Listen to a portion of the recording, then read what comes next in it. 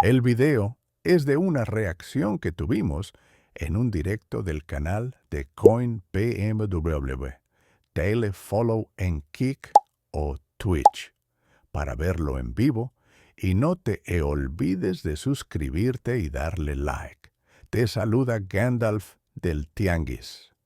El de JasonTheWeen, no sé qué.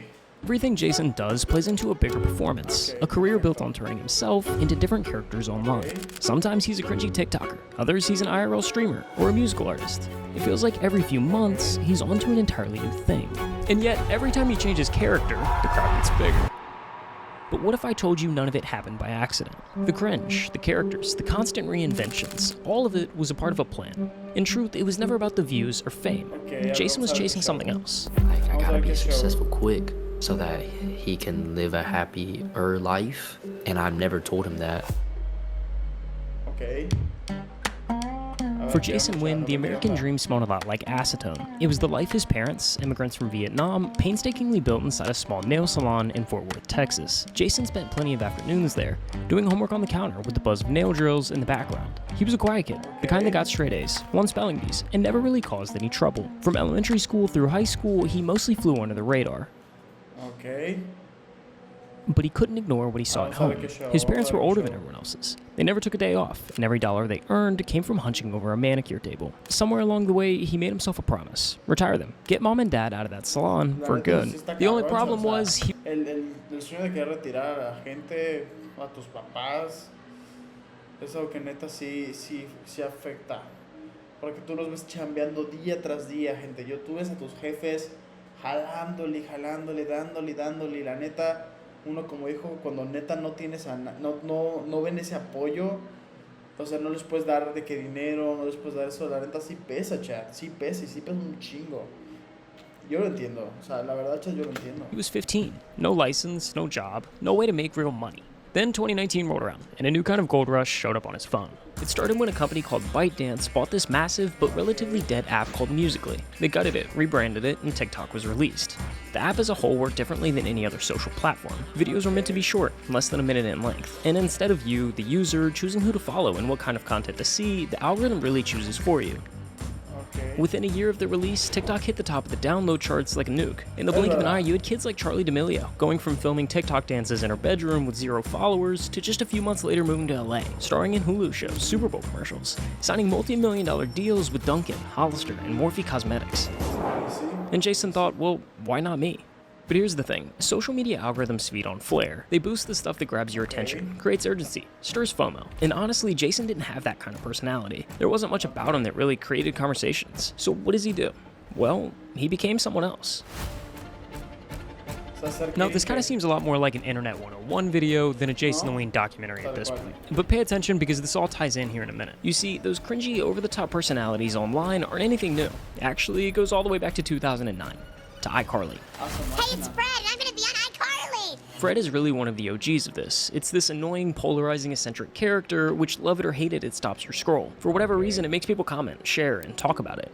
And we've seen this same strategy a million times since Fred. From Neon to iShowSpeed, it's a tried and true way to rack up some views on social media. And Jason weaponized this, creating some of the most hard-to-watch, nails-on-a-chalkboard type videos. Mommy, I need milk, Mom. It didn't really take too long before these TikToks were pulling in millions of views, and Jason was growing an actual audience. And with a few viral videos and a snowballing fan base came the sponsors. For about a year or so, Jason kept up with this, creating cringy videos, trolling online, and for a while it was great. But then 2 problems hit. First, his TikTok accounts kept getting banned. No warnings, no appeals. One day he'd have hundreds of thousands of followers, the next, gone. Deleted like they never existed. TikTok, what's going on? Second, even with the views, the money just wasn't there. TikTok was still too new. Brands weren't shelling out fat checks for sponsored posts yet. So after graduating high school, in that summer limbo before college started, Jason made a decision. If he wanted real money, like retire your parents' money, he had to pivot to a new platform, Twitch. No, growing on Twitch, that's a different beast. It's not like TikTok where one lucky post can shoot you into the algorithmic stratosphere. Twitch is slow, brutal, and unforgiving. And in my opinion, it's probably... Sí, la neta, sí. Ya saben que el tema de los directos, puta. Now, growing on Twitch, that's a different beast. It's not like TikTok where one lucky post can shoot you into the algorithmic stratosphere. Twitch is slow, brutal, and unforgiving. And in my opinion, it's probably the hardest platform to build an audience on, which is exactly why Jason had to get strategic. He'd been casually streaming since he was 14. Nothing serious, just testing out the waters, but in August of 2022, he made the call, fully committing his sights on streaming. And in his very first month, he averaged 71 viewers per stream. For Twitch, that's an incredibly promising start. But here's where Jason's strategy kicks in. You see, Jason had an audience on TikTok, 1 million followers to be exact. And he began the slow and steady process of converting those followers from TikTok to Twitch. Over the next month, he would stream Valorant gameplay. But instead of keeping it one-dimensional, he got a bit creative.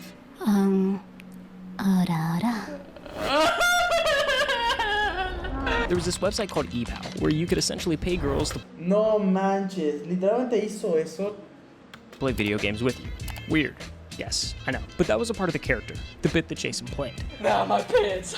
My pants! He brought the same TikTok persona into these streams, awkward and always towing the line between cringe and comedy. He would try to rizz the girls up mid-game, leading to some of the most painfully uncomfortable moments imaginable. But that was the point. Jason wasn't just streaming to entertain live viewers, he was streaming for clips. After each stream, he'd post dozens of these videos to TikTok, and the views continued to snowball. Then the next time he'd start up a stream, he'd also go live on TikTok for the first hour or so. Then end the TikTok live and tell his followers if they wanted to keep watching to come over to Twitch. The brilliance of this two-step approach paid off, because by October of that same year, he was averaging over 1,000 viewers per stream and had nearly 25,000 followers on Twitch. From there, Jason only hit the gas. He began collaborating with bigger streamers like Prod, Sneeko, and Shanks. He began evolving his content to audiences broader than Valorant. He started hosting e-dates and added in IRL segments. But as 2022 came to an end and 2023 wrapped the corner, an entirely new shift to Jason's online presence came into the picture. Every time I talk to you, my mind goes blank because you're just so beautiful, and I'm just like, I can't really think straight, you know what I mean? Jason first met Eugen during what should have been just another e-dating stream. Something about her was different. The flirting and chemistry came naturally, and before long, their on-screen chemistry carried over into real life. They began dating, and for Jason, this was his first genuine relationship, and soon his audience was just invested in them as they were in him. Literalmente le funcionó la jugada, le funcionó la jugada de fingir hasta creerlo, se fingió el novio de esa güey hasta que literalmente lo consiguió, cabrón. These days, broadcasting your relationship online is almost like a growth hack, another way to hook viewers. But for Jason, it didn't work that way, because over the next year, his viewership actually became stagnant, hardly growing over the course of a year. So why am I mentioning this? Well, because in those moments with Eugen, at times the mask began to slip. Maybe he was just comfortable in the relationship, or was finally starting to feel comfortable in front of a camera. But viewers were beginning to see the more genuine side of Jason, especially during the breakup. Over time, having their relationship play out in front of Jason, especially during me and Eugen broke up. Thankfully, for all the time we have and the great memories we have to get no manches. Over time, having their relationship play out in front of thousands Breakup, bro, this is by the far most parasocial community started to weigh on them. Jason's content still revolved around flirting with e-girls, and for Eugen, that was hard to ignore. Eventually, both decided to step away from the relationship, marking the end of a chapter that quietly reshaped how Jason came across to his audience. It's funny how life works, how sometimes what feels like a new low can be the exact moment you're on the brink of something higher. Hey video creator, we know you. For you, it's about more than getting the job done. You'll keep going. Over the next few months, Jason took every successful element from his streams and dialed it up to the max. He brought his Discord e-dates into the real world, traveling from state to state to host in-person dates with different girls. Sa, Selena, and Alyssa all became recurring personalities, and fans were quick to dub this era of content the Bop Arc. During this period, Jason's channel exploded in popularity. Just a month after his breakup, his average viewership nearly doubled, soaring from 2,700 to 5,300 viewers in what felt like a blink of an eye. And the growth didn't stop there. Stream after stream, the numbers kept climbing. While attending college full-time, he was streaming an average of 160 hours a month, pushing his momentum farther than ever before. But just beyond that wave of success was something even bigger, an opportunity that would take everything Jason had built and launch it into another universe. He was going to join FaZe Clan. No man. Do you have to manhandle me, bro? Holy man, what'd I even do? Spitballs, pranks, disruptive outbursts. Mogging? Normally, under these circumstances, you would be expelled immediately. But your father has given a very generous donation to the university. My father? Now, a little backstory. For those who don't know, FaZe Clan can be credited with pioneering a lot of what you see on social media today. What started as a small group of gamers making YouTube trick shot videos turned into something entirely new. Eventually, the group... ¿Qué gamer no conoce a FaZe Clan? O sea, literalmente si no conoces a FaZe Clan, ya sea el de ahorita o el FaZe Clan anterior, cabrón. No mames, no vives bajo una piedra o qué pedo.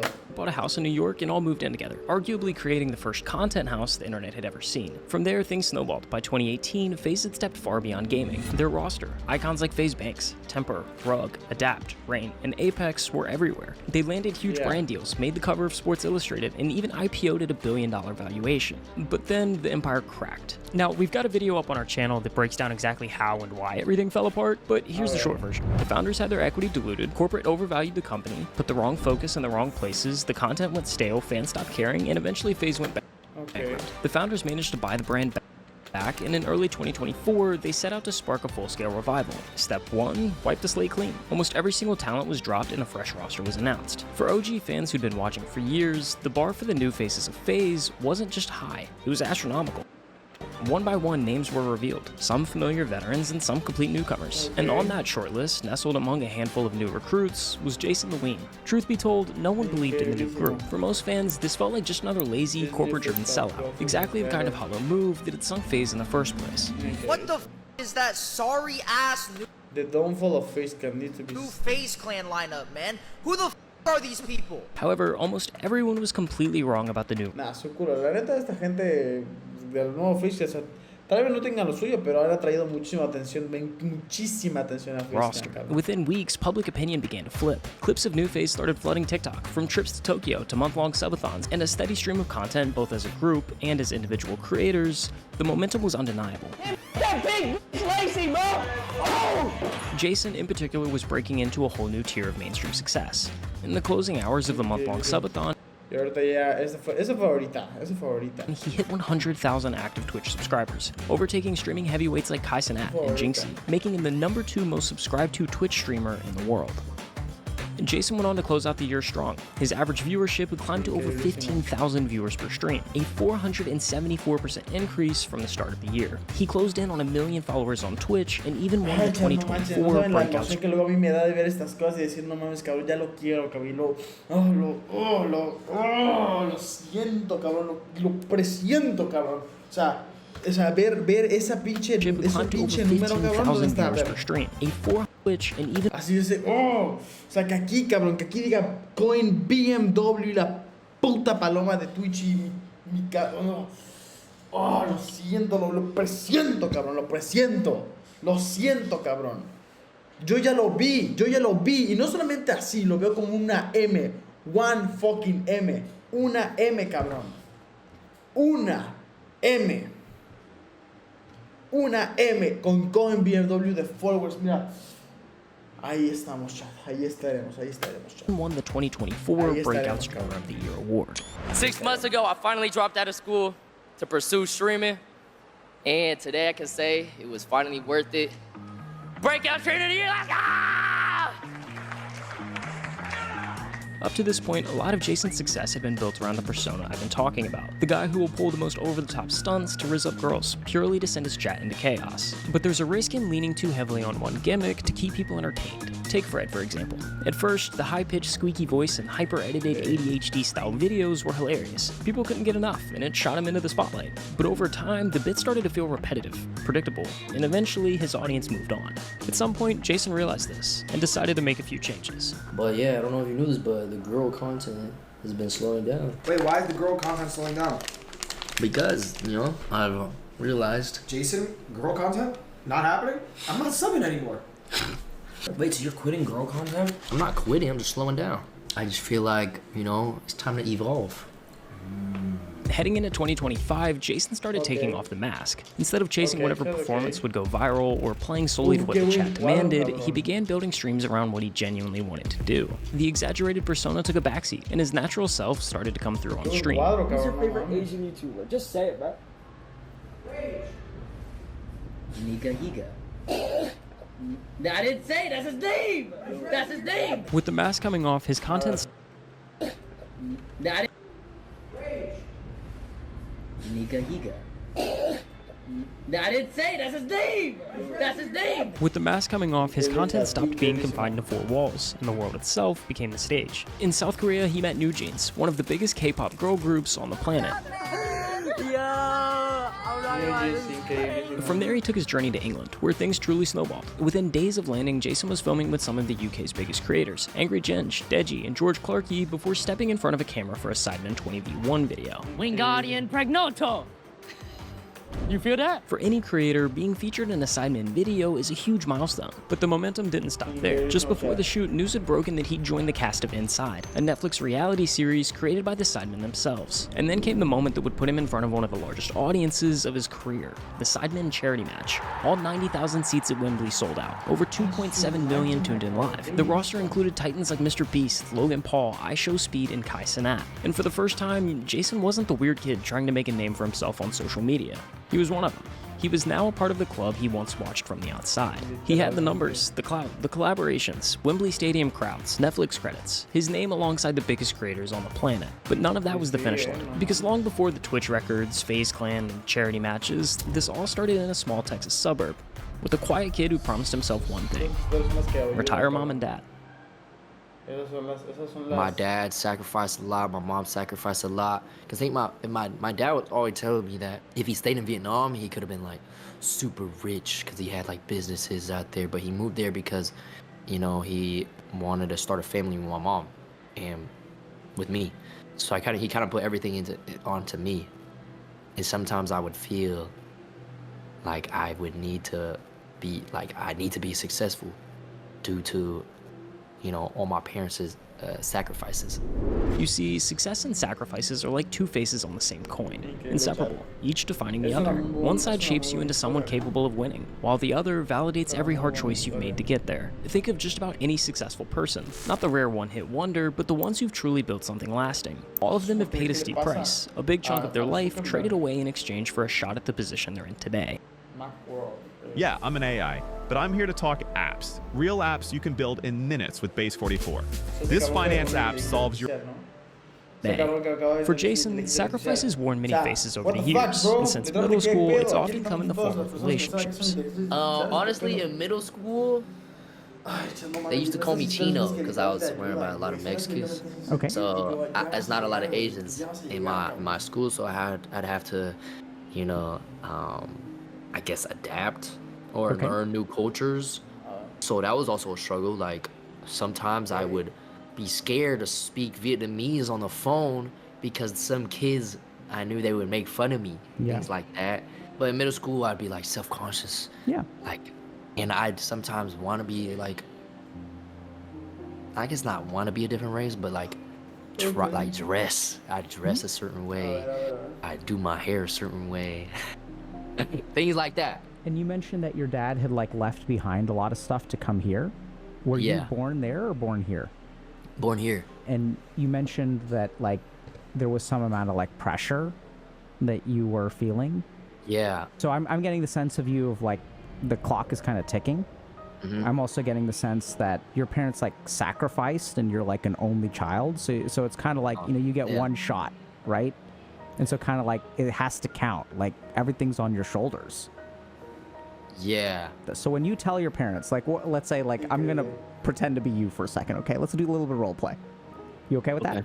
Hey, mom, dad, like, I'm concerned that y'all are getting a little bit older, and I'd love to spend more time with y'all before, you know, it kind of gets too late. Like, I know that y'all made a lot of sacrifices for me, and I'm grateful for that. I feel like grateful and indebted to you, and you guys have done so much for me, and like I want to give that back, and I'm afraid that I'm running out of time to be able to give that back. So I feel like this immense pressure to be like really successful like today, because I don't have a whole lot of time to tell you how grateful I am. Yeah, I'm pretending to be my dad? Yeah, what's it like to hear that, first of all? I feel really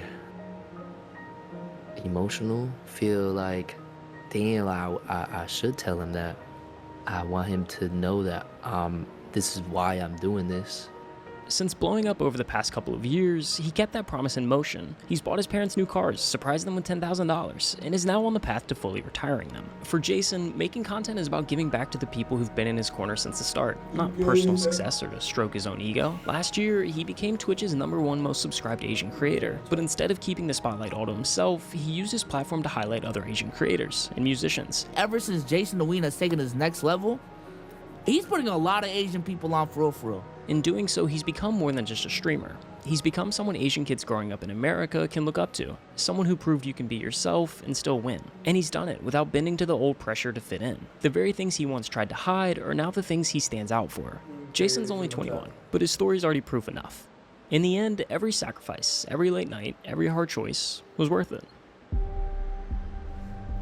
Damn, bro.